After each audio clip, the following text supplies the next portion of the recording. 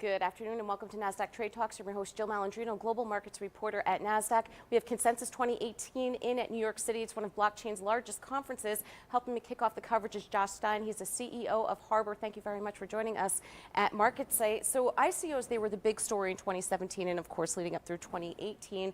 What's Harbor focusing on now?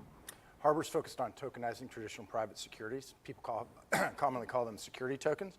Just think about the interest you have now, a share in a private company, a share in a REIT, and if you tokenize that, you make it faster, cheaper, and easier to raise the capital, and especially to get deep secondary liquidity. So let's talk about capital formation. How does Harbor make it easier to raise funds? So we provide a platform for the onboarding of investors to go through all the compliance checks and to allow them to invest in these tokenized securities. Essentially, it's like email to snail mail. You put a tokenized wrapper around something that exists on paper today, and you can aggregate a lot more investors more quickly and efficiently. Well, it sounds like efficiency is really what's important to this process here. What other aspects are transformative? What becomes transformative is enabling more egalitarian base of investors in your capital formation, being able to raise more capital faster and cheaper, and then especially that secondary liquidity. Harbor allows that share to trade.